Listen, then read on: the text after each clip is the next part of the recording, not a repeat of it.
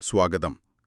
നിങ്ങൾ ഞങ്ങളുമായി പങ്കുവെച്ച ഒരു ഉറവിടമുണ്ടല്ലോ, വിദ്യാഭ്യാസ മനഃശാസ്ത്രത്തിലെ വളരെ പ്രധാനപ്പെട്ട ചില ആശയങ്ങൾ.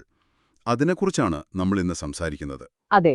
ഒരുപക്ഷെ നിങ്ങൾ പരീക്ഷയ്ക്ക് തയ്യാറെടുക്കുന്നതുകൊണ്ടാവാം, അല്ലേ?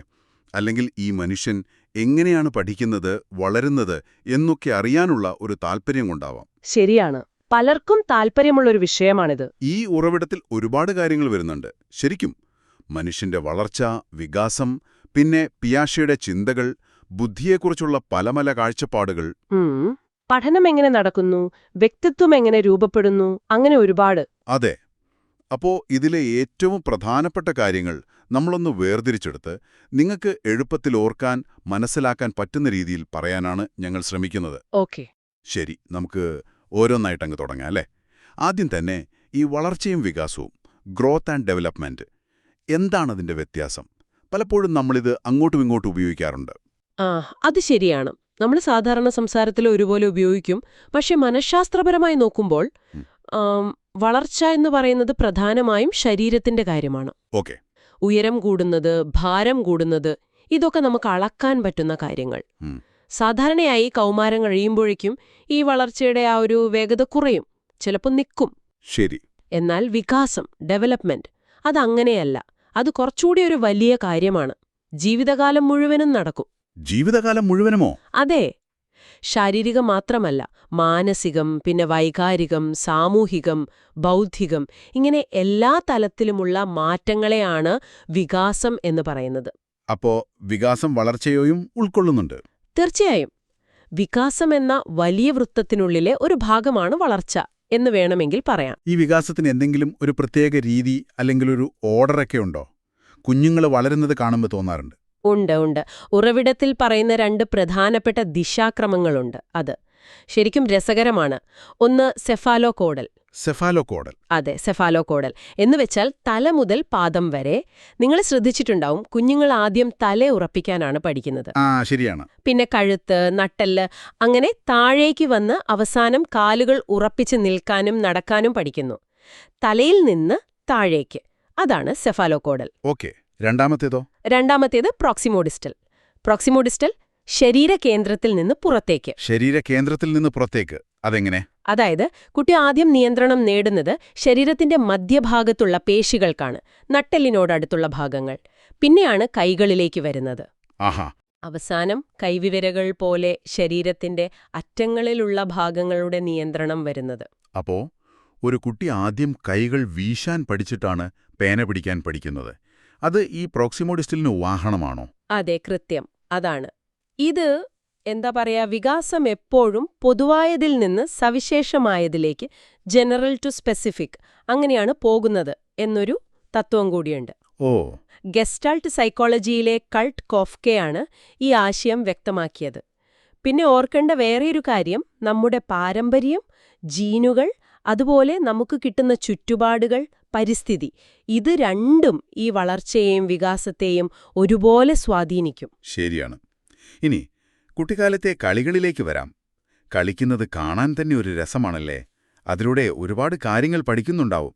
ഈ ഉറവിടത്തിൽ കളിയുടെ പല ഘട്ടങ്ങൾ പറയുന്നുണ്ടല്ലോ. ഉണ്ട്. കുട്ടികളുടെ സാമൂഹിക വികാസം എങ്ങനെയാണ് നടക്കുന്നത് എന്ന് മനസ്സിലാക്കാൻ ഈ കളിയുടെ ഘട്ടങ്ങൾ നമ്മളെ സഹായിക്കും. ഓക്കെ. ആദ്യം വരുന്നത് സോളിറ്ററി പ്ലേ.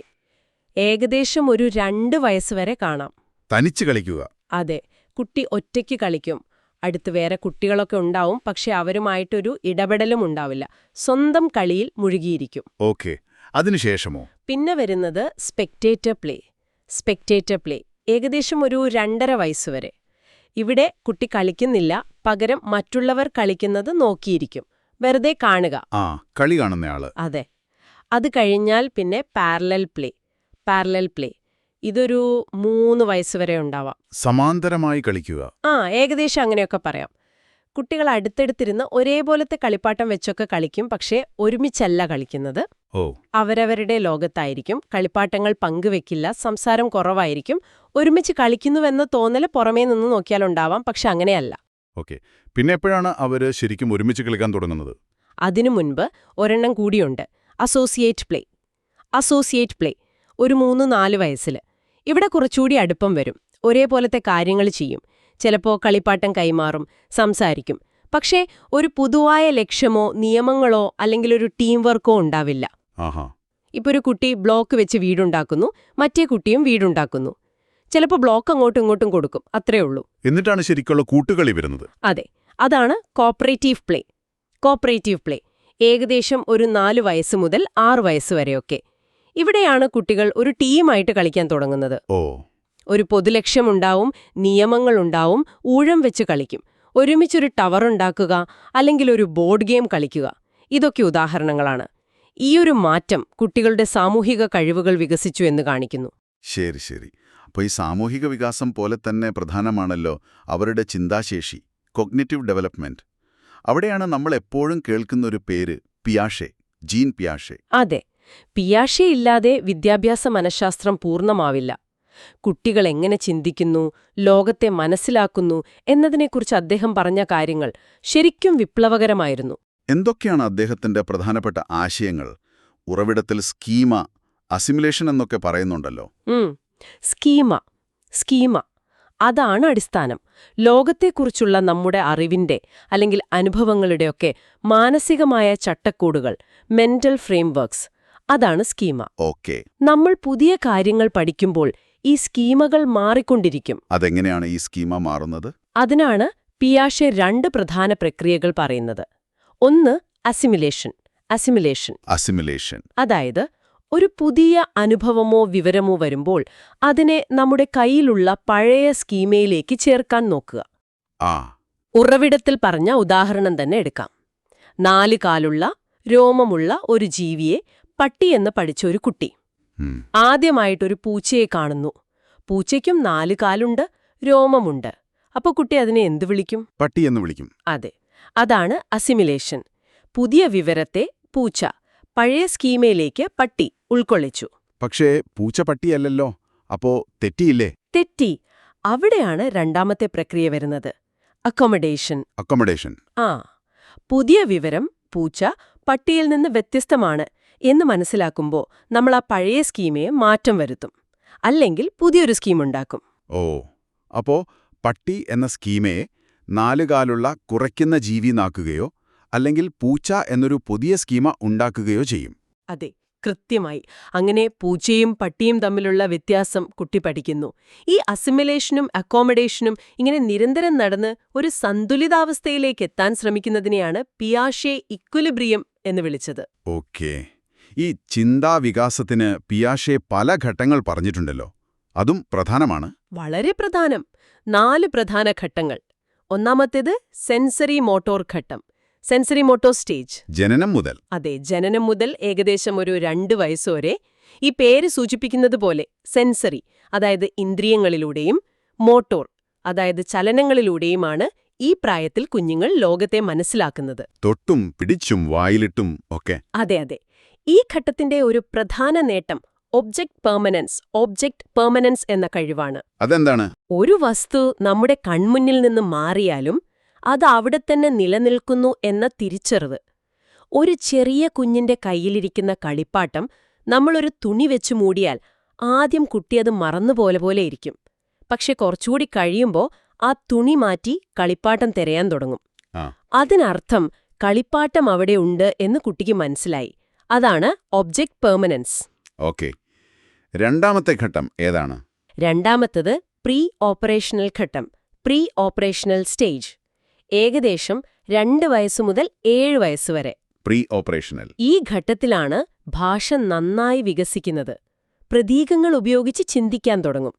ഒരു കമ്പെടുത്തിട്ട് ഇത് തോക്കാണ് എന്നൊക്കെ പറഞ്ഞ് കളിക്കുന്നത് കണ്ടിട്ടില്ലേ? ഉണ്ട്. അത് പ്രതീകാത്മക ചിന്തയാണ്. പക്ഷെ ഈ ഘട്ടത്തിലെ ചിന്തകൾക്ക് വലിയ യുക്തിയൊന്നും ഉണ്ടാവില്ല. പ്രധാനപ്പെട്ടൊരു പരിമിതിയാണ് ഈഗോസെൻട്രിസം. അതെ, സ്വന്തം കാഴ്ചപ്പാടിൽ നിന്ന് മാത്രമേ കാര്യങ്ങളെ കാണാൻ പറ്റൂ. മറ്റൊരാൾക്ക് വേറൊരു കാഴ്ചപ്പാടുണ്ടാവാം എന്ന് മനസ്സിലാക്കാൻ പ്രയാസമായിരിക്കും. ഫോണിൽ സംസാരിക്കുമ്പോൾ അപ്പുറത്തുള്ളയാൾ കാണില്ല എന്നോർക്കാതെ തലയാട്ടുന്നതൊക്കെ ഇതിനുദാഹരണമാണ്. ശരിയാണ്. ഉറവിടത്തിൽ ഇതിന് 2 ഉപഘട്ടങ്ങൾ പറയുന്നുണ്ടല്ലോ, pre conceptual, intuitive. Pre conceptual 2-4 വയസ്സ്, ഘട്ടത്തിലാണ് ഈ പ്രതീകാത്മക ചിന്തയൊക്കെ വരുന്നത്. ഇൻറ്റ്യൂറ്റീവ് 4-7 വയസ്സ് ഘട്ടത്തിൽ കുറച്ചുകൂടി കാര്യങ്ങൾ മനസ്സിലാക്കാൻ തുടങ്ങും.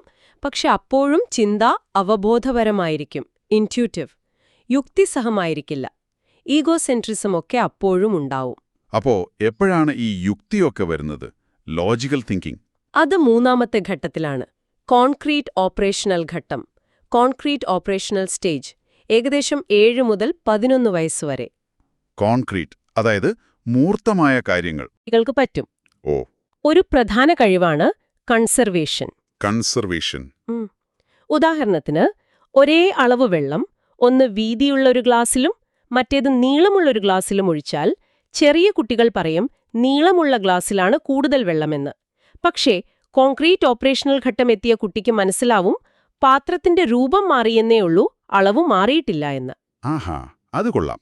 വേറെന്തെങ്കിലും കഴിവുകൾ ഈ ഘട്ടത്തിൽ വരുമോ? വരും.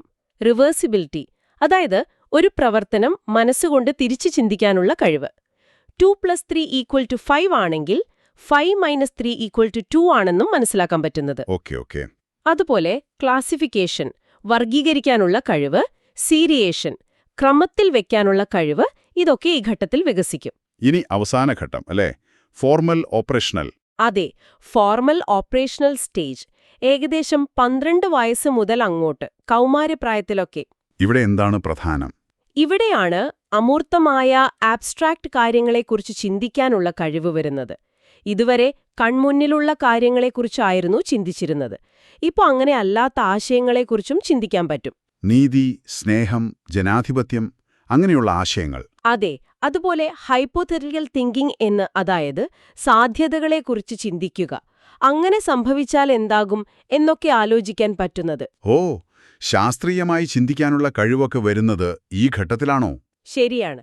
ഒരു പ്രശ്നം കിട്ടിയാൽ അതിനെ പല ഭാഗങ്ങളായി തിരിച്ച് വ്യവസ്ഥാപിതമായി അപഗ്രഥിച്ച് പരിഹാരം കണ്ടെത്താനുള്ള കഴിവൊക്കെ ഇവിടെയാണ് വികസിക്കുന്നത്. പക്ഷേ ഈ ചിന്താവികാസം പോലെ തന്നെ ധാർമ്മിക വികാസത്തെക്കുറിച്ചും പറഞ്ഞിട്ടുണ്ടെന്ന് ഉറവിടത്തിൽ പറയുന്നു. അതെങ്ങനെയാണ് ഈ ഘട്ടങ്ങളുമായി ബന്ധപ്പെട്ടിരിക്കുന്നത്? അതും രസകരമായ ഒന്നാണ്. പിയാഷെ കുട്ടികളുടെ ധാർമ്മിക ചിന്തയെയും 2 പ്രധാന ഘട്ടങ്ങളായിട്ടാണ് കണ്ടത്. ഓക്കെ. ഒന്ന് ഹെട്രോണോമസ് മൊറാലിറ്റി, ഏകദേശം 4-7 വയസ്സിൽ. ഇതിനെ മൊറാലിറ്റി ഓഫ് കൺസ്ട്രെയിന്റ് എന്നും പറയും. ഹെട്രോണോമസ്, പുറമേ നിന്നുള്ള നിയമങ്ങൾ. അതെ, ഈ പ്രായത്തിൽ കുട്ടികൾ നിയമങ്ങളെല്ലാം മുതിർന്നവർ ഉണ്ടാക്കുന്നതാണെന്നും അതൊന്നും മാറ്റാൻ പറ്റില്ലെന്നും വിശ്വസിക്കുന്നു. ഒരു കാര്യം ശരിയാണോ തെറ്റാണോ എന്ന് തീരുമാനിക്കുന്നത് അതിന്റെ ഫലത്തെ നോക്കിയാണ്, അല്ലാതെ അതിന്റെ പിന്നിലെ ഉദ്ദേശം നോക്കിയല്ല. ഉദാഹരണത്തിന്, ഒരാൾ അറിയാതെ 10 കപ്പ് പൊട്ടിക്കുന്നതും മറ്റൊരാള് അമ്മ കാണാതെ കുക്കീസ് എടുക്കാൻ ശ്രമിക്കുമ്പോൾ 1 കപ്പ് പൊട്ടിക്കുന്നതും. ചെറിയ കുട്ടി പറയും 10 കപ്പ് പൊട്ടിച്ച ആളാണ് കൂടുതൽ തെറ്റ് ചെയ്തതെന്ന്. കാരണം അവിടെ കൂടുതൽ നാശനഷ്ടമുണ്ടായി. ഉദ്ദേശം അവർ നോക്കുന്നില്ല. ഓ, ശരി. പിന്നെ ഇമ്മനന്റ് ജസ്റ്റിസ് എന്നൊരു വിശ്വാസവും ഈ ഘട്ടത്തിലുണ്ട്. അതായത് തെറ്റ് ചെയ്താൽ അപ്പത്തന്നെ ശിക്ഷ കിട്ടും, പ്രകൃതി ശിക്ഷിക്കും എന്നൊക്കെ ഒരു ധാരണ. പിന്നീട് ഇതിന് മാറ്റം വരുമോ? തീർച്ചയായും. ഏകദേശം 10 വയസ്സൊക്കെ ആവുമ്പോഴേക്കും അടുത്ത ഘട്ടത്തിലേക്ക് കടക്കും ഓട്ടോണോമസ് മൊറാലിറ്റി, അല്ലെങ്കിൽ മൊറാലിറ്റി ഓഫ് കോപ്പറേഷൻ. ഓട്ടോണമസ്, സ്വയം തീരുമാനിക്കുക. അതെ, ഇവിടെ കുട്ടികൾ മനസ്സിലാക്കുന്നു നിയമങ്ങൾ മനുഷ്യരുണ്ടാക്കുന്നതാണ്, അതെല്ലാവരുടെയും സൗകര്യത്തിനും സഹകരണത്തിനും വേണ്ടിയുള്ളതാണ്, ആവശ്യമെങ്കിൽ മാറ്റങ്ങൾ വരുത്താം എന്നൊക്കെ. അപ്പൊ ഇവിടെ ഉദ്ദേശ്യത്തിന് പ്രാധാന്യം വരും, പരിഗണിക്കാൻ പഠിക്കുന്നു. കൊള്ളാം. പിയാഷെയുടെ ആശയങ്ങൾ വളരെ ആഴത്തിലുള്ളതാണല്ലേ? അതെ, വിദ്യാഭ്യാസ രംഗത്ത് ഇന്നും അദ്ദേഹത്തിന്റെ സിദ്ധാന്തങ്ങൾക്ക് വലിയ പ്രസക്തിയുണ്ട്. ശരി, ഇനി നമുക്ക് അടുത്ത വലിയ വിഷയത്തിലേക്ക് കടക്കാം. ബുദ്ധി, ഇന്റലിജൻസ്. ഇതും ഒരുപാട് തെറ്റിദ്ധാരണകളുള്ളൊരു വാക്കാണ്. ശരിയാണ്. എന്താണ് ബുദ്ധി? ഉറവിടത്തിൽ ഒരുപാട് സിദ്ധാന്തങ്ങൾ പറയുന്നുണ്ട്. എങ്ങനെയാണ് ഇതിനെ ഒരു ക്രമത്തിൽ മനസ്സിലാക്കുക? ബുദ്ധിയെ നിർവചിക്കാനും അളക്കാനും ഒരുപാട് ശ്രമങ്ങൾ നടന്നിട്ടുണ്ട്. ആദ്യകാല സിദ്ധാന്തങ്ങൾ ബുദ്ധിയെ ഒരു ഒറ്റ ഘടകമായി കാണാനാണ് ശ്രമിച്ചത്. ബിനെറ്റൊക്കെ? അതെ, ആൽഫ്രഡ് ബിനെറ്റ്, അദ്ദേഹത്തിന്റെ സിംഗിൾ ഫാക്ടർ തിയറി, ബുദ്ധി എന്നത് ഒരു പൊതുവായ കഴിവാണ്, ഒരു ജനറൽ ഫാക്ടർ, ജി ഫാക്ടർ ആണ് എന്നായിരുന്നു ആശയം. ടേം സ്റ്റേണൊക്കെ ഇതിനെ പിന്തുണച്ചു. പക്ഷെ ഇത് വളരെ ലളിതമായി പോയില്ലേ? പോയി. അതുകൊണ്ട് പിന്നീട് മാറ്റങ്ങൾ വന്നു. ചാൾസ് സ്പിയർമാൻ കൊണ്ടുവന്ന 2 ഫാക്ടർ തിയറി. 2 ഘടകങ്ങൾ. അതെ, അദ്ദേഹം പറഞ്ഞു, എല്ലാവർക്കും ഈ പൊതുവായ ബുദ്ധി ജി ഫാക്ടർ ഉണ്ട്. അതോടൊപ്പം ഓരോ പ്രത്യേക കാര്യങ്ങൾ ചെയ്യാനുള്ള പ്രത്യേക കഴിവുകളും എസ് ഫാക്ടേഴ്സ്, സ്പെസിഫിക് ഫാക്ടേഴ്സും ഉണ്ട്. അപ്പോ ഒരാൾക്ക് കണക്ക് ചെയ്യാനൊരു എസ് ഫാക്ടർ, പാട്ട് പാടാൻ വേറൊരു എസ് ഫാക്ടർ, അങ്ങനെയാണോ?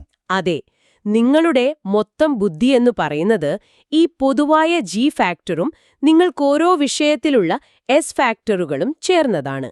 G plus S1 plus S2 plus S3 അങ്ങനെ. ഓക്കെ, പക്ഷേ ഇതിനെയൊക്കെ ചോദ്യം ചെയ്തുകൊണ്ട് പുതിയ ചിന്തകളും വന്നല്ലോ, ഗാർഡനർ പോലുള്ളവർ. തീർച്ചയായും. ഹോവാർഡ് ഗാർഡനർ ഈ ജി ഫാക്ടർ എന്ന ആശയത്തെയും IQ ടെസ്റ്റുകളെയുമൊക്കെ ശരിക്കും ചോദ്യം ചെയ്തു. Multiple intelligence theory. അതെ, ബഹുമുഖ ബുദ്ധി സിദ്ധാന്തം. ഗാർഡനർ പറഞ്ഞു, ബുദ്ധി എന്നത് ഒന്നല്ല, പലതാണ്. കുറഞ്ഞത് 9 തരം ബുദ്ധികളെങ്കിലും ഉണ്ടെന്ന് അദ്ദേഹം തിരിച്ചറിഞ്ഞു. 9 എണ്ണമാ? എന്തൊക്കെയാണത്? ഉറവിടത്തിൽ പറയുന്നുണ്ടല്ലോ, ഭാഷാപരമായ ബുദ്ധി, ലിംഗ്വിസ്റ്റിക്, യുക്തി ഗണിതപരമായ ബുദ്ധി, ലോജിക്കൽ മാത്തമാറ്റിക്കൽ, സംഗീതപരമായ ബുദ്ധി മ്യൂസിക്കൽ, ദൃശ്യസ്ഥലപരമായ ബുദ്ധി വിഷ്വൽ സ്പേഷ്യൽ. ഓ, ചിത്രങ്ങൾ മനസ്സിലാക്കാനും വഴികൾ ഓർക്കാനുമൊക്കെയുള്ള കഴിവ്. അതെ, പിന്നെ ശാരീരിക ചലനപരമായ ബുദ്ധി ബോഡിലി കൈനസ്തെറ്റിക്, മറ്റുള്ളവരുടെ വികാരങ്ങളും ചിന്തകളും മനസ്സിലാക്കാനുള്ള കഴിവ് ഇന്റർപേഴ്സണൽ, സ്വന്തം കഴിവുകളും പരിമിതികളും തിരിച്ചറിയാനുള്ള കഴിവ് ഇൻട്രാപേഴ്സണൽ, ഓക്കെ, പ്രകൃതിയെയും ജീവജാലങ്ങളെയും മനസ്സിലാക്കാനുള്ള കഴിവ് നാച്ചുറലിസ്റ്റ്, പിന്നെ ജീവിതത്തിന്റെ അർത്ഥം, മരണം തുടങ്ങിയ വലിയ ചോദ്യങ്ങളെക്കുറിച്ച് ചിന്തിക്കാനുള്ള കഴിവ് എക്സിസ്റ്റൻഷ്യൽ. കൊള്ളാം. ഇത് വളരെ വ്യത്യസ്തമായൊരു കാഴ്ചപ്പാടാണല്ലോ. ഇവയൊന്നും പരസ്പരം ബന്ധമില്ല എന്നും അദ്ദേഹം പറഞ്ഞു. അതെ, ഈ ബുദ്ധികളെല്ലാം താരതമ്യേന സ്വതന്ത്രമാണ് എന്നാണ് ഗാർഡനറുടെ വാദം. ഒരാൾക്കൊരു കാര്യത്തിൽ ബുദ്ധിയില്ലെങ്കിലും മറ്റൊന്നിൽ ഉണ്ടാവാം. ഇത് വിദ്യാഭ്യാസത്തിൽ വലിയ മാറ്റമുണ്ടാക്കിയിട്ടുണ്ടാവും, അല്ലേ? ഉണ്ടാക്കി. ഓരോ കുട്ടിയുടെയും വ്യത്യസ്തമായ കഴിവുകളെ തിരിച്ചറിയാനും പ്രോത്സാഹിപ്പിക്കാനും ഇത് അധ്യാപകരെ സഹായിച്ചു. ഗാർഡനറെ പോലെ തേഴ്സ്റ്റണും ബുദ്ധിയെ പല ഘടകങ്ങളായിട്ടാണ് കണ്ടത്. അദ്ദേഹത്തിന്റെ ഗ്രൂപ്പ് ഫാക്ടർ തിയറി അതിലെന്താണ് പ്രധാനം? തേഴ്സ്റ്റൺ 7 പ്രാഥമിക മാനസിക കഴിവുകൾ, പ്രൈമറി മെന്റൽ എബിലിറ്റീസ് PMS ഉണ്ടെന്ന് പറഞ്ഞു. ഓർമ്മശക്തി, സംഖ്യകളെ കൈകാര്യം ചെയ്യാനുള്ള കഴിവ്, സ്ഥലപരമായ ബന്ധങ്ങൾ മനസ്സിലാക്കാനുള്ള കഴിവ്, അങ്ങനെയുള്ള 7 കഴിവുകൾ. ഉറവിടത്തിൽ തോണ്ടൈക്ക്, ഗിൽഫോർഡ്, സ്റ്റേൺബർഗ് ഇവരുടെയൊക്കെ പേരുകൾ കാണുന്നുണ്ട്. അവരുടെ സിദ്ധാന്തങ്ങൾ എങ്ങനെയാണ് വ്യത്യസ്തമാകുന്നത്? തോണ്ടൈക്ക് മൾട്ടി ഫാക്ടർ തിയറിയിൽ ബുദ്ധിയെ ലെവൽ, റേഞ്ച്, സ്പീഡ്, ഏരിയ എന്നിങ്ങനെ പല മാനങ്ങൾ വെച്ച് വിശദീകരിച്ചു. അതോടൊപ്പം 3 തരം ബുദ്ധിയുണ്ടെന്നും പറഞ്ഞു. അബ്സ്ട്രാക്ട്, ആശയങ്ങളെ കൈകാര്യം ചെയ്യുന്നത്; സോഷ്യൽ, മറ്റുള്ളവരുമായി ഇടപെടുന്നത്; മെക്കാനിക്കൽ, യന്ത്രങ്ങളെ കൈകാര്യം ചെയ്യുന്നത്. ഓക്കെ, ഗിൽഫോർഡോ? JP ഗിൽഫോർഡിന്റെ സ്ട്രക്ചർ ഓഫ് ഇന്റലക്ട് മോഡൽ കുറച്ചുകൂടി സങ്കീർണമാണ്. അദ്ദേഹം ചിന്തയുടെ 3 മാനങ്ങൾ പറഞ്ഞു. നമ്മൾ എങ്ങനെ ചിന്തിക്കുന്നു, ഓപ്പറേഷൻസ്, എന്തിനെക്കുറിച്ച് ചിന്തിക്കുന്നു, കണ്ടന്റ്സ്, ചിന്തയുടെ ഫലം എന്താണ്, പ്രോഡക്ട്സ്. ഈ 3ന്റെയും പല പല സംയോജനങ്ങൾ വഴി ഏകദേശം 180ഓളം വ്യത്യസ്ത മാനസിക കഴിവുകളുണ്ടെന്ന് അദ്ദേഹം സിദ്ധാന്തിച്ചു. 180? അത്ഭുതം തന്നെ. അതെ, പിന്നെ റോബർട്ട് സ്റ്റേൺബർഗിന്റെ ട്രയാർക്കിക് തിയറി, പേരുപോലെ 3 തരം ബുദ്ധികൾ. എന്തൊക്കെയാണവ? 1. Analytical intelligence, analytical. ഇതിനെ കൊമ്പോണൻഷ്യൽ എന്നും പറയും. പ്രശ്നങ്ങളെ അപഗ്രഥിക്കാനും വിലയിരുത്താനും താരതമ്യം ചെയ്യാനുമൊക്കെയുള്ള കഴിവ്. നമ്മുടെ പരീക്ഷകളിലൊക്കെ അളക്കുന്നത് കൂടുതലും ഇതാണ്. അക്കാദമിക് ബുദ്ധി. അതെ. 2. Creative intelligence, creative. ഇതിനെ എക്സ്പീരിയൻഷ്യൽ എന്നും പറയും.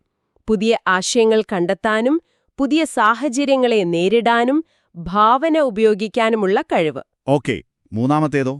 3. പ്രാക്ടിക്കൽ ഇന്റലിജൻസ്, കോണ്ടെക്സ്ച്വൽ എന്നും പറയും. ചുറ്റുപാടുകളുമായി പൊരുത്തപ്പെടാനും ദൈനംദിന ജീവിതത്തിലെ പ്രശ്നങ്ങൾ പരിഹരിക്കാനുമുള്ള കഴിവ്. നമ്മള് സ്ട്രീറ്റ് സ്മാർട്ട് എന്നൊക്കെ പറയില്ലേ, അതുപോലെയൊന്ന്. കൊള്ളാം. അപ്പോ ബുദ്ധി എന്നത് ഒരു ഒറ്റ സംഖ്യയല്ല, പല തലങ്ങളും മാനങ്ങളുമുള്ള ഒന്നാണെന്ന് ഈ സിദ്ധാന്തങ്ങളെല്ലാം പറയുന്നു. അതെ, ഓരോ സിദ്ധാന്തവും ബുദ്ധി എന്ന പ്രതിഭാസത്തിന്റെ ഓരോ വശത്തേക്ക് വെളിച്ചം വീശുന്നു എന്ന് പറയാം. ശരി, നമ്മൾ വികാസം, ചിന്ത, ബുദ്ധിയൊക്കെ സംസാരിച്ചു. ഇനി ഏറ്റവും പ്രധാനപ്പെട്ട ഒന്നിലേക്ക് വരാം. നമ്മൾ എങ്ങനെയാണ് പഠിക്കുന്നത്? ലേണിംഗ്. ഉറവിടത്തിലെ പഠനത്തിനൊരു നിർവചനം കൊടുക്കുന്നുണ്ടല്ലോ. പെരുമാറ്റത്തിൽ താരതമ്യേന സ്ഥിരമായ മാറ്റം. അതെന്താണ് ഉദ്ദേശിക്കുന്നത്? അതെ, അനുഭവത്തിലൂടെ പെരുമാറ്റത്തിലുണ്ടാകുന്ന താരതമ്യേന സ്ഥിരമായ മാറ്റം. ഇവിടെ 2 വാക്കുകൾ ശ്രദ്ധിക്കണം. താരതമ്യേന സ്ഥിരം, ആ, റിലേറ്റീവ്ലി പെർമനന്റ്. സ്ഥിരമായ മാറ്റമല്ലേ പഠനം? പൂർണ്ണമായും സ്ഥിരമല്ല. കാരണം നമ്മൾ പഠിച്ചത് മറന്നുപോകാം, അല്ലെങ്കിൽ പിന്നീട് പുതിയ കാര്യങ്ങൾ പഠിക്കുമ്പോൾ ആ പഴയ പഠനത്തിൽ മാറ്റം വരാം. അതുകൊണ്ടാണ് താരതമ്യേന എന്ന് പറയുന്നത്. ഓക്കെ, രണ്ടാമത്തെ വാക്കോ? അനുഭവത്തിലൂടെ പഠനം എപ്പോഴും എന്തെങ്കിലും ഒരു അനുഭവത്തിന്റെ ഫലമായിട്ടാണ് ഉണ്ടാകുന്നത്. അത് നേരിട്ടുള്ള അനുഭവമാകാം, അല്ലെങ്കിൽ നിരീക്ഷണത്തിലൂടെയുള്ളവാകാം. ജന്മനായുള്ള കഴിവുകളോ അല്ലെങ്കിൽ ക്ഷീണം, മരുന്ന് കഴിക്കുന്നതുകൊണ്ടുള്ള മാറ്റങ്ങളോ ഒന്നും പഠനമായി കണക്കാക്കില്ല. ശരിയാണ്. ഈ പഠനത്തെക്കുറിച്ച് പറയുമ്പോൾ തോണ്ടൈക്കിന്റെ പേര് വീണ്ടും വരുന്നു. അദ്ദേഹത്തിന്റെ നിയമങ്ങൾ. അതെ, എഡ്വേർഡ് തോണ്ടൈക്ക് പഠനമനഃശാസ്ത്രത്തിന് ഒരുപാട് സംഭാവനകൾ നൽകിയിട്ടുണ്ട്. അദ്ദേഹത്തിന്റെ ട്രയൽ ആൻഡ് എറർ പഠന സിദ്ധാന്തം, ട്രയൽ ആൻഡ് എറർ ലേണിംഗ്, വളരെ പ്രധാനപ്പെട്ടതാണ്. ഒരു പൂച്ചയെ പെട്ടിയിലടച്ച് അതിന് പുറത്തു കടക്കാനുള്ള വഴി കണ്ടുപിടിക്കാൻ ശ്രമിക്കുന്ന പരീക്ഷണം. കേട്ടിട്ടുണ്ട്. അതിൽ നിന്ന് അദ്ദേഹം പഠനത്തിന്റെ 3 പ്രധാന നിയമങ്ങൾ രൂപീകരിച്ചു. 1, ലോ ഓഫ് റെഡിനെസ്. പഠിക്കാൻ നമ്മൾ ശാരീരികമായും മാനസികമായും തയ്യാറായിരിക്കുമ്പോൾ പഠനം എളുപ്പവും സന്തോഷകരവുമാകും. താൽപര്യം വേണം. അതെ. 2, ലോ ഓഫ് എക്സസൈസ്. ഒരു കാര്യം നമ്മൾ എത്രത്തോളം ആവർത്തിച്ചു ചെയ്യുന്നുവോ അത്രത്തോളം ആ പഠനം ശക്തമാകും. Law of use. ഉപയോഗിക്കാതിരുന്നാൽ അത് ദുർബലമാകും. Law of disuse. Practice makes perfect. ശരിയാണ്. 3ാമത്തേത് ലോ ഓഫ് എഫക്റ്റ്. ഇതാണ് ഏറ്റവും പ്രധാനം. എന്താണത്? ഒരു പ്രവൃത്തിയുടെ ഫലം എഫക്റ്റ് നമുക്ക് സന്തോഷം തരുന്നതാണെങ്കിൽ നമ്മൾ ആ പ്രവൃത്തി ആവർത്തിക്കാൻ സാധ്യത കൂടും.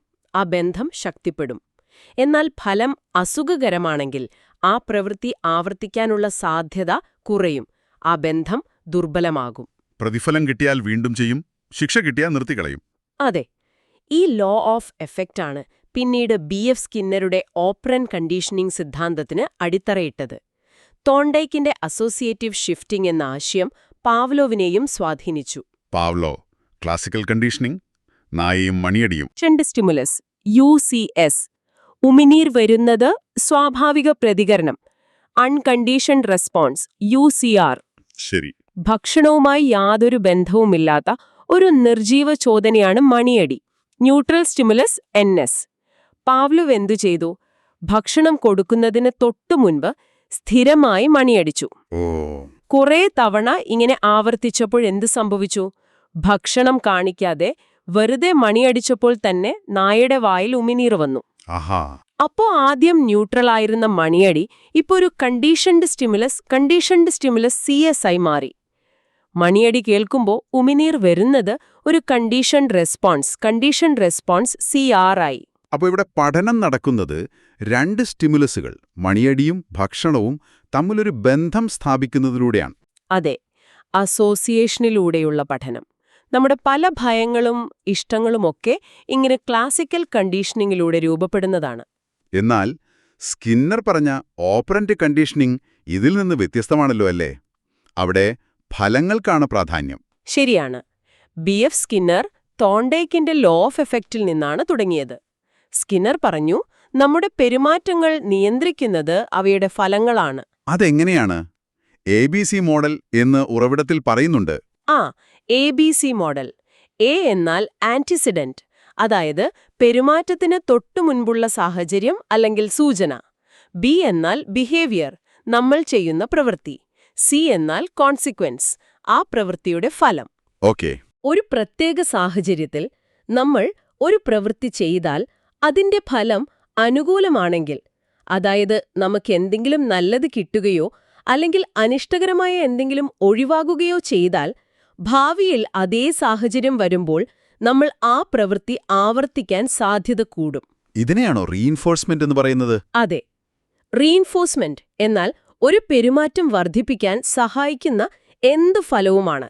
അത് പോസിറ്റീവ് ആകാം, നെഗറ്റീവ് ആകാം. Positive, negative. പോസിറ്റീവ് റീഇൻഫോഴ്സ്മെന്റ് എന്നാൽ ഒരു പെരുമാറ്റത്തിന് ശേഷം ഇഷ്ടമുള്ള എന്തെങ്കിലും കൊടുക്കുക, ആഡിംഗ് സംതിങ് പ്ലസന്റ്. ഉദാഹരണത്തിന്, കുട്ടി ഹോംവർക്ക് ചെയ്താൽ മിഠായി കൊടുക്കുന്നത്. ഓക്കെ. നെഗറ്റീവ് റീഇൻഫോഴ്സ്മെന്റ് എന്നാൽ ഒരു പെരുമാറ്റത്തിന് ശേഷം അനിഷ്ടകരമായ എന്തെങ്കിലും ഒഴിവാക്കുക, റിമൂവിംഗ് സംതിങ് അൺപ്ലസന്റ്. ഉദാഹരണത്തിന്, തലവേദന വരുമ്പോൾ മരുന്ന് കഴിക്കുന്നു. മരുന്ന് കഴിക്കുക എന്ന പെരുമാറ്റം തലവേദന എന്ന അനിഷ്ടകരമായ അവസ്ഥയെ ഒഴിവാക്കുന്നു. അതുകൊണ്ട് അടുത്ത തവണ തലവേദന വരുമ്പോൾ നമ്മൾ വീണ്ടും മരുന്ന് കഴിക്കും. ഹാ, അപ്പോൾ നെഗറ്റീവ് എന്ന് പറഞ്ഞാൽ മോശമെന്നല്ല അർത്ഥം, ഒഴിവാക്കുക എന്നാണ്. അതെ. ഇനി പണിഷ്മെന്റ് അത് പെരുമാറ്റം കുറയ്ക്കാനാണ് ഉപയോഗിക്കുന്നത്. അതും പോസിറ്റീവും നെഗറ്റീവും ഉണ്ട്. അതെങ്ങനെ? പോസിറ്റീവ് പണിഷ്മെന്റ് എന്നാൽ ഒരു പെരുമാറ്റത്തിനു ശേഷം അനിഷ്ടകരമായ എന്തെങ്കിലും കൊടുക്കുക, ആഡിങ് സംതിങ് അൺപ്ലസന്റ്. കുട്ടി തെറ്റ് ചെയ്യുമ്പോൾ വഴക്ക് പറയുന്നത്. നെഗറ്റീവ് പണിഷ്മെന്റ് എന്നാൽ ഇഷ്ടമുള്ള എന്തെങ്കിലും എടുത്തു മാറ്റുക, റിമൂവിംഗ് സംതിങ് പ്ലസന്റ്. കുട്ടി അനുസരണക്കേട് കാണിക്കുമ്പോൾ TV കാണാനുള്ള അനുമതി നിഷേധിക്കുന്നത്. ശരി. ഈ റീഇൻഫോഴ്സ്മെന്റ് കൊടുക്കുന്നത് നിർത്തിയാലോ? അതിനെ എക്സ്റ്റിങ്ഷൻ എന്ന് പറയും. റീഇൻഫോഴ്സ്മെന്റ് കിട്ടാതെ വരുമ്പോൾ ആ പെരുമാറ്റം പതിയെ ഇല്ലാതാകും. ഉറവിടത്തിൽ ഈ റീഇൻഫോഴ്സ്മെന്റ് കൊടുക്കുന്നതിനുള്ള പല രീതികളെക്കുറിച്ചും പറയുന്നുണ്ട്. ഷെഡ്യൂൾസ് ഓഫ് റീഇൻഫോഴ്സ്മെന്റ് പറയുന്നുണ്ട്. എപ്പോഴൊക്കെ എത്ര തവണ റീഇൻഫോഴ്സ്മെന്റ് കൊടുക്കുന്നു എന്നതിന് അനുസരിച്ച് പഠനത്തിന്റെ വേഗതയും നിലനിൽപ്പും മാറും. എന്നാൽ പഠനം എപ്പോഴും ഇങ്ങനെ നേരിട്ട് പ്രതിഫലം കിട്ടുകയോ ശിക്ഷ കിട്ടുകയോ ചെയ്യുമ്പോൾ മാത്രമാണോ നടക്കുന്നത്? നമ്മൾ മറ്റുള്ളവരെ നോക്കി പഠിക്കാറില്ലേ? തീർച്ചയായും. അവിടെയാണ് ആൽബർട്ട് ബന്ദൂരയുടെ സോഷ്യൽ കോഗ്നിറ്റീവ് തിയറി വരുന്നത്. ബോബോ-ഡോൾ പരീക്ഷണം. അതെ, വളരെ പ്രശസ്തമായ പരീക്ഷണം. ബന്ദൂര പറഞ്ഞു, നമ്മൾ ഒരുപാട് കാര്യങ്ങൾ പഠിക്കുന്നത് മറ്റുള്ളവരെ നിരീക്ഷിച്ചിട്ടാണ്. Observational learning. അതിന് മോഡലിംഗ് എന്നും പറയും. ആ ബോബോ-ഡോൾ പരീക്ഷണത്തിൽ എന്തായിരുന്നു സംഭവിച്ചത്? കുട്ടികളെ ഒരു മുറിയിലിരുത്തി അവിടെ ഒരു മുതിർന്നയാൾ ഒരു വലിയ പാവയോട് ബോബോ-ഡോൾ ദേഷ്യപ്പെടുന്നതും ഇടിക്കുന്നതും ചവിട്ടുന്നതുമായ ഒരു വീഡിയോ കാണിച്ചു. പിന്നീട് ആ കുട്ടികളെ അതേപോലത്തെ പാവയുള്ള മറ്റൊരു മുറിയിലേക്ക് വിട്ടു. അപ്പോ കുട്ടികളും പാവയെ ഉപദ്രവിച്ചോ? അതെ. ആ വീഡിയോ കണ്ട കുട്ടികൾ കാണാത്ത കുട്ടികളെ അപേക്ഷിച്ച് പാവയോട് വളരെ അക്രമാസക്തമായി പെരുമാറി. അവർ ആ മുതിർന്നയാളെ അനുകരിക്കുകയായിരുന്നു. ഓ, അപ്പോ നമ്മളെ കാണുന്നതും കേൾക്കുന്നതുമൊക്കെ നമ്മുടെ സ്വഭാവത്തെ വല്ലാതെ സ്വാധീനിക്കും. തീർച്ചയായും. മാതൃകകളുടെ മോഡൽസിന്റെ പങ്ക് വളരെ വലുതാണ്. ബന്ദൂറ വേറെയും ചില പ്രധാന ആശയങ്ങൾ മുന്നോട്ട് വെച്ചു. സെൽഫ് എഫിക്കസി പോലെ. അതെന്താണ്? ഒരു പ്രത്യേക കാര്യം നന്നായി ചെയ്യാൻ എനിക്ക് കഴിയും എന്ന് നമ്മുടെ സ്വന്തം വിശ്വാസം. നമ്മുടെ സെൽഫ് എഫിക്കസി കൂടുതലാണെങ്കിൽ നമ്മൾ കൂടുതൽ പ്രയത്നിക്കും, കൂടുതൽ നേരം പിടിച്ചു നിൽക്കും. കുറവാണെങ്കിൽ വേഗം പിന്മാറും. ഓക്കെ. പിന്നെ റെസിപ്രോക്കൽ ഡിറ്റർമിനിസം, അതായത് 3 കാര്യങ്ങൾ: നമ്മുടെ വ്യക്തിപരമായ ഘടകങ്ങൾ, ചിന്തകൾ, വിശ്വാസങ്ങൾ, കഴിവുകൾ, നമ്മുടെ പെരുമാറ്റം, നമ്മുടെ ചുറ്റുപാട്, പരിസ്ഥിതി. ഇവ 3ഉം അങ്ങോട്ടും ഇങ്ങോട്ടും നിരന്തരം സ്വാധീനിച്ചുകൊണ്ടിരിക്കുന്നു. ഒന്ന് മറ്റൊന്നിനെ സ്വാധീനിക്കുന്നു, തിരിച്ച് അതും ഇതിനെ സ്വാധീനിക്കുന്നു. ഒരു ചാക്രിക ബന്ധം പോലെ. അതെ. പിന്നെ വിക്കാരിയസ് റീൻഫോഴ്സ്മെന്റ് എന്നൊന്നുണ്ട്. മറ്റൊരാൾക്കൊരു പ്രവൃത്തിക്ക് പ്രതിഫലം കിട്ടുന്നത് കണ്ടാൽ നമ്മളും ആ പ്രവൃത്തി ചെയ്യാൻ സാധ്യത കൂടും. നേരിട്ട് നമുക്ക് പ്രതിഫലം കിട്ടണമെന്നില്ല. മറ്റുള്ളവരുടെ അനുഭവങ്ങളിൽ നിന്ന് പഠിക്കുക. അതെ. ഉറവിടത്തിൽ ഹൾ, ടോൾമാൻ, ലെവിൻ ഇവരുടെ പേരുകളും കാണുന്നുണ്ട്. പെട്ടെന്ന് അവരുടെ പ്രധാന ആശയങ്ങൾ കൂടി പറയാമോ? പറയാം. ക്ലാർക്ക് ഹൾ മുന്നോട്ട് വെച്ചത് ഡ്രൈവ് റിഡക്ഷൻ തിയറി, ഡ്രൈവ് കുറയ്ക്കുക. അതെ, നമ്മുടെ അടിസ്ഥാന ആവശ്യങ്ങൾ, വിശപ്പ്, ദാഹം, ഒരു ഡ്രൈവ് അഥവാ ഒരു തരം പിരിമുറുക്കമുണ്ടാക്കുന്നു. ആ ഡ്രൈവ് കുറയ്ക്കാനാണ് നമ്മൾ പ്രവർത്തിക്കുന്നത്. ഭക്ഷണം കഴിക്കുമ്പോൾ വിശപ്പെന്ന ഡ്രൈവ് കുറയുന്നു. അങ്ങനെ ഡ്രൈവ് കുറയ്ക്കുന്ന പെരുമാറ്റങ്ങൾ നമ്മൾ പഠിക്കുന്നു. അദ്ദേഹം പഠനത്തെ ഗണിത സമവാക്യങ്ങൾ ഉപയോഗിച്ച് വിശദീകരിക്കാൻ ശ്രമിച്ചു. ഓക്കെ. ടോൾമാനോ? Edward Tolman. അദ്ദേഹത്തിന്റെ സിദ്ധാന്തത്തെ സൈൻ ഗെസ്റ്റാൾട്ട് തിയറി എന്നോ പർപ്പസ്ഫുൾ ബിഹേവിയറിസം എന്നോ പറയാം. ടോൾമാൻ പറഞ്ഞു, പഠനം വെറും സ്റ്റിമുലസും റെസ്പോൺസും തമ്മിലുള്ള ബന്ധമല്ല. അതിൽ കോഗ്നിറ്റീവ് പ്രോസസ്സുകൾക്ക് പങ്കുണ്ട്. ലക്ഷ്യങ്ങൾ, പ്രതീക്ഷകൾ, മനസ്സിലുള്ള ഭൂപടങ്ങൾ, കോഗ്നിറ്റീവ് മാപ്സ് എന്നിവയൊക്കെ പ്രധാനമാണ്. കോഗ്നിറ്റീവ് മാപ്പ്. അതെ. നമ്മൾ ഒരു സ്ഥലത്തെക്കുറിച്ച് മനസ്സിലൊരു ധാരണയുണ്ടാക്കില്ലേ, വഴികളൊക്കെ ഓർക്കാൻ. അതുപോലെ എലികളെ വെച്ചുള്ള പരീക്ഷണത്തിലൂടെ അദ്ദേഹം ലേറ്റന്റ് ലേണിംഗ് എന്ന ആശയം തെളിയിച്ചു. അതെന്താണ് ലാറ്റന്റ് ലേണിംഗ്? റീഇൻഫോഴ്സ്മെന്റ് കിട്ടിയില്ലെങ്കിലും പഠനം നടക്കാം. പക്ഷെ ആ പഠനം പുറമേ പ്രകടമാകണമെന്നില്ല. എപ്പോഴാണോ ഒരു ആവശ്യം വരുന്നത് അപ്പോൾ ആ പഠിച്ച കാര്യം ഉപയോഗിക്കും. അതുവരെ അത് ഒഴിഞ്ഞിരിക്കും, ലേറ്റന്റ്. കൊള്ളാം. ഇനി കർട്ട് ലെവൻ അദ്ദേഹത്തിന്റെ ഫീൽഡ് തിയറി വളരെ വ്യത്യസ്തമാണ്. അദ്ദേഹം പറഞ്ഞു, പെരുമാറ്റം ബിഹേവിയർ ബി എന്നത് വ്യക്തിയും അയാളുടെ ചുറ്റുപാടും എൻവയോൺമെന്റ് ഇ തമ്മിലുള്ള പരസ്പര പ്രവർത്തനത്തിന്റെ ഫലമാണ്. B=F(P)E എന്ന സമവാക്യം. ചുറ്റുപാടെന്ന് പറഞ്ഞാൽ വെറു ഭൗതികമായ ചുറ്റുപാടല്ല, ആ വ്യക്തിക്ക് അനുഭവവേദ്യമാകുന്ന മനഃശാസ്ത്രപരമായ ചുറ്റുപാട്. അതിനെ അദ്ദേഹം ലൈഫ് സ്പേസ് എന്ന് വിളിച്ചു. ഈ ലൈഫ് സ്പേസിൽ പല ലക്ഷ്യങ്ങളും തടസ്സങ്ങളും ഉണ്ടാകാം. നമ്മളെ ലക്ഷ്യത്തിലേക്ക് നയിക്കുന്ന ശക്തികളും ഡ്രൈവിംഗ് ഫോഴ്സസും തടസ്സപ്പെടുത്തുന്ന ശക്തികളും റിസ്ട്രെയിനിംഗ് ഫോഴ്സസും ഉണ്ടാകാം. ടോപ്പോളജി, വെക്ടറുകൾ, കോൺഫ്ലിക്റ്റ് തുടങ്ങിയ ആശയങ്ങൾ അദ്ദേഹം ഉപയോഗിച്ചു. ഒരുപാട് പഠന സിദ്ധാന്തങ്ങൾ. ശരിക്കും നമ്മൾ പഠിക്കുന്നത് ഒരുപാട് സങ്കീർണമായ പ്രക്രിയകളിലൂടെയാണല്ലേ? അതെ, ഓരോ സിദ്ധാന്തവും ഓരോ ഭാഗത്തേക്കാണ് ശ്രദ്ധ കേന്ദ്രീകരിക്കുന്നത്. ശരി, ഇനി നമുക്ക് ഈ ചർച്ചയുടെ അവസാന ഭാഗത്തേക്ക് കടക്കാം. വ്യക്തിത്വം, പേഴ്സണാലിറ്റി. ഇതും വളരെ പ്രധാനപ്പെട്ട ഒന്നാണ്. എന്താണ് വ്യക്തിത്വമെന്ന് ലളിതമായി പറയാമോ? വ്യക്തിത്വമെന്ന് പറഞ്ഞാൽ വെറും ബാഹ്യരൂപമല്ല. ഒരാളുടെ തനതായ ചിന്താരീതികൾ, വികാരങ്ങൾ, പെരുമാറ്റങ്ങൾ ഇവയെല്ലാം ചേർന്ന ഒരു കൂട്ടായ്മയാണ്. ഇതൊരു വ്യക്തിയെ മറ്റുള്ളവരിൽ നിന്ന് വ്യത്യസ്തനാക്കുന്നു, കാലക്രമേണ വലിയ മാറ്റമില്ലാതെ നിലനിൽക്കുകയും ചെയ്യുന്നു. നമ്മൾ ചുറ്റുപാടുകളുമായി എങ്ങനെ പൊരുത്തപ്പെടുന്നു എന്നതിലൊക്കെ ഇത് കാണാം. ഇതിനെക്കുറിച്ചും പല സിദ്ധാന്തങ്ങളുണ്ടല്ലോ. ഉറവിടത്തിൽ ടൈപ്പ് തിയറികളും ട്രേറ്റ് തിയറികളും പറയുന്നുണ്ട്. ഉണ്ട്. ആദ്യകാല ശ്രമങ്ങളിൽ ഒന്നാണ് ടൈപ്പ് സിദ്ധാന്തങ്ങൾ, ടൈപ്പ് തിയറീസ്. ഇത് ആളുകളെ ചില പൊതുവായ വിഭാഗങ്ങളായി തിരിക്കാൻ ശ്രമിക്കുന്നു. ഹിപ്പോക്രാറ്റ്സിന്റെ കാര്യം പറയുന്നുണ്ട്. അതെ, പുരാതന ഗ്രീക്ക് വൈദ്യനായ ഹിപ്പോക്രാറ്റസ് ശരീരത്തിലെ 4 ദ്രവങ്ങളെ, ഹ്യൂമേഴ്സ്, അടിസ്ഥാനമാക്കി ആളുകളെ 4 ടൈപ്പുകളായി തിരിച്ചു: കോപി, വിഷാദി, ശുഭാപ്തിവിശ്വാസി, ശാന്തൻ. അതുപോലെ പിന്നീട് ക്രഷ്മർ, ഷെൽട്ടൺ എന്നിവർ ശരീരഘടനയെ അടിസ്ഥാനമാക്കി ടൈപ്പുകൾ പറയാൻ ശ്രമിച്ചു. ഷെൽട്ടൺ തടിച്ചവർ എൻഡോമോർഫ്, ദൃഢഗാത്രർ മീസോമോർഫ്, മെലിഞ്ഞവർ എക്ടമോർഫ് എന്നൊക്കെ പറഞ്ഞില്ലേ? അതെ, ഷെൽട്ടൺ ഈ ശരീരഘടനകളെ ചില സ്വഭാവ സവിശേഷതകളുമായി, ടെമ്പറമെന്റ്സുമായി ബന്ധിപ്പിക്കുകയും ചെയ്തു. എൻഡോമോർഫുകൾക്ക് വിസെറോട്ടോണിക്, സന്തോഷപ്രിയർ, സാമൂഹികർ; മീസോമോർഫുകൾക്ക് സൊമാറ്റോട്ടോണിക്, ഊർജ്ജസ്വരർ, സാഹസികർ; എക്ടോമോർഫുകൾക്ക് സെറിബ്രോട്ടോണിക്, ചിന്താശീലർ, അന്തർമുഖർ എന്നിങ്ങനെയുള്ള സ്വഭാവങ്ങൾ ഉണ്ടാകുമെന്ന് അദ്ദേഹം പറഞ്ഞു. പക്ഷെ ഇങ്ങനെ ആളുകളെ കുറച്ച് ടൈപ്പുകളായി ഒതുക്കുന്നത് ശരിയാണോ? അതൊരു പരിമിതിയാണ്. അതുകൊണ്ടാണ് പിന്നീട് ട്രേറ്റ് സിദ്ധാന്തങ്ങൾ വന്നത്. ട്രേറ്റ്, ഗുണങ്ങൾ. അതെ, വ്യക്തിത്വത്തെ നിർണയിക്കുന്നത് ചില അടിസ്ഥാനപരമായ സ്ഥിരതയുള്ള ഗുണങ്ങളാണ്, ട്രേറ്റ്സ് എന്നാണ് ഈ സിദ്ധാന്തങ്ങൾ പറയുന്നത്. ആളുകളെ ടൈപ്പുകളായി തിരിക്കുന്നതിന് പകരം ഓരോ വ്യക്തിക്കും ഓരോ ട്രേറ്റ് എത്ര അളവിലുണ്ടെന്ന് നോക്കുന്നു. ഓൾപോർട്ടിന്റെ സിദ്ധാന്തം. ഗോർഡൻ ഓൾപോർട്ട് ട്രേറ്റ് തിയറിക്ക് വലിയ സംഭാവന നൽകിയ ആളാണ്. അദ്ദേഹം 3 തരം ട്രേറ്റുകൾ പറഞ്ഞു. കാർഡിനൽ ട്രേറ്റ്, ഒരാളുടെ ജീവിതത്തെ മൊത്തത്തിൽ സ്വാധീനിക്കുന്ന അയാളുടെ വ്യക്തിത്വത്തിന്റെ മുഖമുദ്രയായ 1-2 ട്രേറ്റുകൾ. പക്ഷേ ഇത് എല്ലാവർക്കും ഉണ്ടാകണമെന്നില്ല.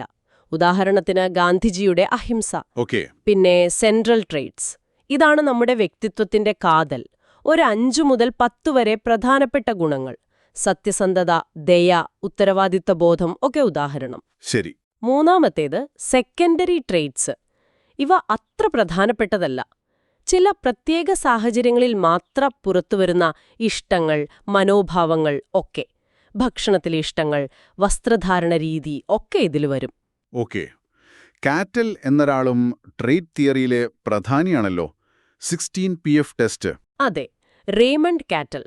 അദ്ദേഹം സ്റ്റാറ്റിസ്റ്റിക്കൽ രീതിയായ ഫാക്ടർ അനാലിസിസ് ഉപയോഗിച്ച് ആയിരക്കണക്കിന് ട്രേറ്റുകളെ പഠിച്ച് അതിൽ നിന്ന് 16 അടിസ്ഥാന വ്യക്തിത്വ ഘടകങ്ങൾ, സോഴ്സ് ട്രേറ്റ്സ് കണ്ടെത്തി. ഇവയാണ് നമ്മുടെ വ്യക്തിത്വത്തിന്റെ അടിത്തറ എന്ന് അദ്ദേഹം പറഞ്ഞു. Source traits. അതെ, ഇവ നേരിട്ട് കാണാൻ പറ്റില്ല, പക്ഷേ ഇവയിൽ നിന്നാണ് നമ്മൾ പുറമേ കാണുന്ന പെരുമാറ്റങ്ങൾ, സർഫസ് ട്രേറ്റ്സ് ഉണ്ടാകുന്നത്. ഈ 16 സോഴ്സ് ട്രേറ്റുകളെ അളക്കാനുള്ള ഒരു പേഴ്സണാലിറ്റി ടെസ്റ്റാണ് 16PF, 16 പേഴ്സണാലിറ്റി ഫാക്ടർ ക്വസ്റ്റ്യനെയർ. ശരി. ഇനി വ്യക്തിത്വത്തെക്കുറിച്ച് പറയുമ്പോൾ ഫ്രോയിഡിനെ ഒഴിവാക്കാൻ പറ്റില്ല. Psycho analytic theory. Sigmund Freud Sigmund Freud മനഃശാസ്ത്രത്തിൽ ഒരുപാട് സ്വാധീനം ചെലുത്തിയ, അതേസമയം ഒരുപാട് വിവാദങ്ങൾക്കും വഴിവെച്ച സിദ്ധാന്തമാണ് അദ്ദേഹത്തിന്റേത്. എന്താണതിന്റെ കാതൽ? അബോധമനസ്സ്. അതെ, ഫ്രോയിഡ് പറഞ്ഞു, നമ്മുടെ മനസ്സിന്റെ ഒരു ചെറിയ ഭാഗം മാത്രമാണ് ബോധമനസ്സ്, കോൺഷ്യസ്. അതിലും വലിയൊരു ഭാഗം അബോധമനസ്സാണ്, അൺകോൺഷ്യസ്. നമ്മുടെ ആഗ്രഹങ്ങൾ, ഭയങ്ങൾ, ഓർമ്മകൾ, ചിന്തകൾ, ഇതിൽ പലതും നമ്മൾ അറിയാതെ ഈ അബോധ മനസ്സിൽ കിടക്കുന്നുണ്ട്. ഇതാണ് നമ്മുടെ പെരുമാറ്റത്തെ നിയന്ത്രിക്കുന്ന പ്രധാന ശക്തി. ഇടയ്ക്ക് ഓർത്തെടുക്കാൻ പറ്റുന്ന ഒരു ഉപബോധ മനസ്സുമുണ്ടെന്നും പറഞ്ഞല്ലോ. ഉണ്ട്. ബോധമനസ്സിനും അബോധ മനസ്സിനും ഇടയിലുള്ള തലം. നമ്മൾ അപ്പോൾ ഓർക്കുന്നില്ലെങ്കിലും ശ്രമിച്ചാൽ ഓർത്തെടുക്കാൻ പറ്റുന്ന കാര്യങ്ങൾ ഇവിടെയാണ്. മനസ്സിന്റെ ഘടനയെക്കുറിച്ചും ഫ്രോയിഡ് പറഞ്ഞു, ഇത് ഈഗോ, സൂപ്പർ ഈഗോ. അതെ, ഇത് മൂന്നും ചേർന്നാണ് വ്യക്തിത്വം രൂപപ്പെടുന്നത്. ഇതാണ് ഏറ്റവും അടിസ്ഥാനപരം. ജന്മനായുള്ള ചോദനകൾ, ലൈംഗിക ഊർജം, ആക്രമണോത്സുകത ഒക്കെ ഇവിടെയാണ്. ഇത് പ്രവർത്തിക്കുന്നത് സുഖതത്വം അനുസരിച്ചാണ്. ഉടൻ സംതൃപ്തി വേണം, യാഥാർത്ഥ്യമൊന്നും നോക്കില്ല. ഇത് പൂർണ്ണമായും അബോധ മനസ്സിലാണ്. ഈഗോയോ? ഈഗോ യാഥാർത്ഥ്യവുമായി ബന്ധപ്പെട്ട് പ്രവർത്തിക്കുന്നു. യാഥാർത്ഥ്യ തത്വം, റിയാലിറ്റി പ്രിൻസിപ്പിൾ അനുസരിച്ചാണ് ഈഗോ പ്രവർത്തിക്കുന്നത്. ഇതിന്റെ ആഗ്രഹങ്ങളെ യാഥാർത്ഥ്യബോധത്തോടെ സാമൂഹികമായി അംഗീകരിക്കാവുന്ന രീതിയിൽ എങ്ങനെ തൃപ്തിപ്പെടുത്താമെന്ന് നോക്കുന്നത് ഈഗോയാണ്. ഇത് ബോധമനസ്സിലും ഉപബോധമനസ്സിലും അബോധമനസ്സിലുമൊക്കെ പ്രവർത്തിക്കും. സൂപ്പർ. ും കിട്ടിയ ശരിതെറ്റുകളെക്കുറിച്ചുള്ള ധാരണകളാണിത്. ഇത് പൂർണ്ണതയ്ക്ക് വേണ്ടി ശ്രമിക്കുന്നു. ഇതിന്റെ ആഗ്രഹങ്ങളെയും ഈഗോയുടെ തീരുമാനങ്ങളെയും ഇത് വിലയിരുത്തും. തെറ്റ് ചെയ്യുമ്പോൾ കുറ്റബോധമുണ്ടാക്കുന്നത് സൂപ്പർ ഈഗോയാണ്. അപ്പോ ഈഗോ ഒരു മധ്യസ്ഥന പോലെയാണ്. ഇതിന്റെ ആഗ്രഹങ്ങൾ, സൂപ്പർ ഈഗോയുടെ നിയമങ്ങൾ, പുറം ലോകത്തിന്റെ യാഥാർത്ഥ്യം, ഇവയ്ക്കിടയിൽ ഒരു ബാലൻസ് കണ്ടെത്താൻ ശ്രമിക്കുന്നു. അതെ, അതാണ് ഈഗോയുടെ പ്രധാന ധർമ്മം. ഈ മൂന്നും തമ്മിലുള്ള പൊരുത്തക്കേടുകൾ മാനസിക പ്രശ്നങ്ങൾക്ക് കാരണമാകും എന്ന് ഫ്രോയിഡ് പറഞ്ഞു. ഫ്രോയിഡിന്റെ സൈക്കോസെക്ഷൽ ഘട്ടങ്ങളും ഡിഫൻസ് മെക്കാനിസംസുമൊക്കെ ഇതിന്റെ ഭാഗമാണല്ലോ അല്ലേ? അതെ, വ്യക്തിത്വ വികാസം കുട്ടിക്കാലത്തെ 5 ഘട്ടങ്ങളിലൂടെ oral, anal, phallic, latency, genital കടന്നുപോകുന്നു എന്നും ഓരോ ഘട്ടത്തിലും ലൈംഗിക ഊർജമായ ലിബിഡോ ശരീരത്തിന്റെ ഓരോ ഭാഗത്ത് കേന്ദ്രീകരിക്കുന്നു എന്നും ഈ ഘട്ടങ്ങളിലെ അനുഭവങ്ങൾ കൂടുതലോ കുറവോ സംതൃപ്തി മുതിർന്ന ശേഷമുള്ള വ്യക്തിത്വത്തെ സ്വാധീനിക്കുന്നു എന്നും അദ്ദേഹം വിശ്വസിച്ചു. Defence mechanism. ഈഗോയ്ക്ക് താങ്ങാൻ പറ്റാത്ത ഉത്കണ്ഠ, ആങ്സൈറ്റി വരുമ്പോൾ അതിനെ നേരിടാൻ ഈഗോ അറിയാതെ ഉപയോഗിക്കുന്ന ചില തന്ത്രങ്ങളാണ് ഡിഫൻസ് മെക്കാനിസങ്ങൾ. നിഷേധം, യുക്തിസഹമാക്കൽ, പ്രൊജക്ഷൻ, സ്ഥാനമാറ്റം, അങ്ങനെ ഒരുപാടെണ്ണമുണ്ട്. ഇവയെല്ലാം യാഥാർത്ഥ്യത്തെ ഒരു പരിധിവരെ വളച്ചൊടുക്കുകയാണ് ചെയ്യുന്നത്. ഫ്രോയിഡിന്റെ ആശയങ്ങൾ വളരെ നെഗറ്റീവാണെന്ന് ചിലർക്ക് തോന്നിയിട്ടുണ്ട്. അതിനൊരു ബദലായിട്ടാണോ ഹ്യൂമനിസ്റ്റിക് സമീപനം വന്നത്? മാസ്ലോ, റോജേഴ്സ് ഒക്കെ? ഒരു പരിധിവരെ അതേയെന്ന് പറയാം. ഫ്രോയിഡ് മനുഷ്യന്റെ അബോധ മനസ്സിലെ സംഘർഷങ്ങൾക്കാണ് പ്രാധാന്യം കൊടുത്തതെങ്കിൽ ഹ്യൂമനിസ്റ്റിക് മനഃശാസ്ത്രജ്ഞർ, ഹ്യൂമനിസ്റ്റിക് സൈക്കോളജിസ്റ്റ് മനുഷ്യന്റെ കഴിവിനും വളർച്ചയ്ക്കും സ്വയം യാഥാർത്ഥ്യമാക്കാനുള്ള സെൽഫ് ആക്ച്വലൈസേഷൻ കഴിവിനുമാണ് ഊന്നൽ നൽകിയത്. അബ്രഹാം മാസ്ലോയുടെ ആവശ്യങ്ങളുടെ ശ്രേണി, ഹിറയാർക്കി ഓഫ് നീഡ്സ്. അതെ, മാസ്ലോ പറഞ്ഞു, മനുഷ്യന് പല തലത്തിലുള്ള ആവശ്യങ്ങളുണ്ട്. ഏറ്റവും താഴെ അടിസ്ഥാനപരമായ ശാരീരിക ആവശ്യം, ഭക്ഷണം, വെള്ളം, ഉറക്കം. അതുകഴിഞ്ഞാൽ സുരക്ഷിതത്വത്തിനുള്ള ആവശ്യം, പിന്നെ സ്നേഹം, മറ്റുള്ളവരുമായുള്ള ബന്ധം എന്നിവയ്ക്കുള്ള ആവശ്യം. അതിനു മുകളിൽ ആദരവ്, അംഗീകാരം എന്നിവയ്ക്കുള്ള ആവശ്യം. ഏറ്റവും മുകളിലോ? ഏറ്റവും മുകളിലാണ് ആത്മസാക്ഷാത്കാരം, സെൽഫ് ആക്ച്വലൈസേഷൻ. അതായത് നമ്മുടെ ഉള്ളിലുള്ള എല്ലാ കഴിവുകളെയും പൂർണ്ണമായി തിരിച്ചറിഞ്ഞ് അത് വികസിപ്പിച്ച് ഏറ്റവും മികച്ച നമ്മളായി മാറുക. ഈ താഴെയുള്ള ആവശ്യങ്ങൾ ഒരു പരിധിവരെ തൃപ്തിപ്പെടുത്തിയാലേ മുകളിലുള്ള ആവശ്യങ്ങളിലേക്ക് ശ്രദ്ധ പോകുകയുള്ളൂ എന്ന് മാസ്ലോ പറഞ്ഞു. കാൾ റോജേഴ്സോ, അദ്ദേഹത്തിന്റെ ആശയങ്ങൾ? കാൾ റോജേഴ്സും ഒരു പ്രധാന ഹ്യൂമനിസ്റ്റിക് ചിന്തകനാണ്. അദ്ദേഹം പൂർണ്ണമായി പ്രവർത്തിക്കുന്ന വ്യക്തി, ഫുള്ളി ഫങ്ഷനിങ് പേഴ്സൺ എന്ന ആശയത്തിന് പ്രാധാന്യം നൽകി. അതാരാണ് ഈ പൂർണ്ണമായി പ്രവർത്തിക്കുന്ന വ്യക്തി? സ്വന്തം അനുഭവങ്ങളോട് തുറന്ന സമീപനം പുലർത്തുന്ന, വർത്തമാനകാലത്തിൽ ജീവിക്കുന്ന, സ്വന്തം തീരുമാനങ്ങളിൽ വിശ്വസിക്കുന്ന, ക്രിയാത്മകമായി ജീവിക്കുന്ന, ജീവിതത്തിൽ സംതൃപ്തി കണ്ടെത്തുന്ന വ്യക്തി. ഓക്കെ. റോജേഴ്സ് വിശ്വസിച്ചു, എല്ലാ മനുഷ്യർക്കും അടിസ്ഥാനപരമായി നല്ലവരാകാനും വളരാനും തങ്ങളുടെ കഴിവുകൾ പൂർണ്ണമായി ഉപയോഗിക്കാനുമുള്ള ഒരു ആന്തരികമായ പ്രവണതയുണ്ട്. അതിനെ അദ്ദേഹം സാക്ഷാത്കാര പ്രവണത, ആക്ച്വലൈസേഷൻ ടെൻഡൻസി എന്ന് വിളിച്ചു. കൊള്ളാം. അപ്പോൾ വ്യക്തിത്വത്തെ മനസ്സിലാക്കാൻ ഒരുപാട് വ്യത്യസ്ത വഴികളുണ്ട്. തീർച്ചയായും. അപ്പോൾ ഇത്രയും കാര്യങ്ങൾ നമ്മൾ ചർച്ച ചെയ്തു. ഇതിൽ നിന്ന് നിങ്ങൾക്ക്, അതായത് ശ്രോതാക്കൾക്ക്, എന്താണ് പ്രധാനമായി ഓർത്തുവെക്കാൻ കഴിയുന്നത്? ഈ വിവരങ്ങളൊക്കെ എങ്ങനെ പ്രയോജനപ്പെടുത്താം? നമ്മള് ശരിക്കും ഒരു വലിയ യാത്ര തന്നെ നടത്തിയല്ലേ? മനുഷ്യൻ എങ്ങനെ വളരുന്നു, കളിക്കുന്നു, ചിന്തിക്കുന്നു, പഠിക്കുന്നു, എങ്ങനെ ഒരു വ്യക്തിത്വം രൂപപ്പെടുന്നു, ഇങ്ങനെ ഒരുപാട് കാര്യങ്ങള്. പിയാഷയുടെ ഘട്ടങ്ങൾ മുതൽ ബുദ്ധിയുടെയും പഠനത്തിന്റെയും പല മോഡലുകള്, വ്യക്തിത്വ സിദ്ധാന്തങ്ങൾ വരെ. ഇതെല്ലാം കാണിക്കുന്നത് മനുഷ്യന്റെ മനസ്സ്, അവന്റെ വികാസം, ഇതൊക്കെ എത്ര സങ്കീർണവും അതേസമയം എത്രയോ ചിട്ടയോടുകൂടിയതുമാണെന്നാണ്. ഈ സിദ്ധാന്തങ്ങളെല്ലാം എല്ലാം ശരിയാണോ, അതോ ചിലത് മറ്റൊന്നിനേക്കാളും മികച്ചതാണോ? അതൊരു നല്ല ചോദ്യമാണ്. ഇവയൊന്നും പരസ്പരം പൂർണ്ണമായി ഒഴിവാക്കുന്നവയല്ല. പലപ്പോഴും ഒന്ന് മറ്റൊന്നിന്റെ തുടർച്ചയാണ്, അല്ലെങ്കിൽ ഒന്നിനോടുള്ള പ്രതികരണമാണ്. ബിഹേവിയറിസം ശ്രദ്ധിക്കാതെ വിട്ട കാര്യങ്ങളാണ് കോഗ്നിറ്റീവ് സിദ്ധാന്തങ്ങൾ പരിഗണിച്ചത്. ഫ്രോയിഡിന്റെ അത്ര ശുഭാപ്തി വിശ്വാസമില്ലാത്ത കാഴ്ചപ്പാടിന് ഒരു മറുപടിയായാണ് ഹ്യൂമനിസം വന്നത്. അപ്പോൾ എല്ലാം ചേർത്ത് വായിക്കണം. അതെ. പഠിതാവിനെയും പഠനപ്രക്രിയയെയും പൂർണ്ണമായി മനസ്സിലാക്കാൻ ഈ വ്യത്യസ്ത കാഴ്ചപ്പാടുകളെല്ലാം ആവശ്യമാണ്. നിങ്ങളുടെ ഉറവിടം പരിശോധിക്കുമ്പോൾ കോഗ്നിറ്റീവ് ബിഹേവിയറൽ വശങ്ങൾക്കാണ് കുറച്ചുകൂടി ഊന്നൽ നൽകിയിരിക്കുന്നത് എന്ന് കാണാം. ശരി. ഇനി നിങ്ങൾക്ക് ആലോചിക്കാൻ വേണ്ടി ഒരു കാര്യം കൂടി. നമ്മൾ ഹള്ളിനെയും ടോൾമാനെയും കുറിച്ച് പറഞ്ഞപ്പോൾ അവർ പെരുമാറ്റത്തെ വിശദീകരിക്കാൻ ശ്രമിച്ചപ്പോഴും നേരിട്ട് കാണാൻ പറ്റാത്ത ചില ഇടപെടുന്ന വേരിയബിൾസ്, ഇന്റർവീനിങ് വേരിയബിൾസ്, അതായത് പ്രതീക്ഷകൾ, ലക്ഷ്യങ്ങൾ പോലുള്ള മാനസിക പ്രക്രിയകളെ പരിഗണിച്ചു എന്ന് കണ്ടു. അപ്പോൾ വെറും പുറമേയുള്ള പെരുമാറ്റവും അതിന്റെ ഫലവും മാത്രം നോക്കുന്നതിന് പകരം ഈ ഉള്ളിലുള്ള ചിന്താപ്രക്രിയകളെയും ഡ്രൈവുകളെയും ലക്ഷ്യങ്ങളെയൊക്കെ പരിഗണിക്കുന്നത്, അത് നിങ്ങളുടെ സ്വന്തം പഠനത്തെ മെച്ചപ്പെടുത്താനും അല്ലെങ്കിൽ നിങ്ങൾ മറ്റൊരാളെ പഠിപ്പിക്കുകയാണെങ്കിൽ ആ രീതിയെ മെച്ചപ്പെടുത്താൻ ഇങ്ങനെ സഹായിക്കും. അതൊന്ന് ആലോചിച്ച് നോക്കാവുന്നതാണ്. നല്ലൊരു ചിന്തയാണ്. അപ്പോ ഇന്നത്തേക്ക് നിർത്താം, അല്ലേ? അടുത്ത തവണ പുതിയൊരു വിഷയവുമായി വീണ്ടും കാണാം. ശരി.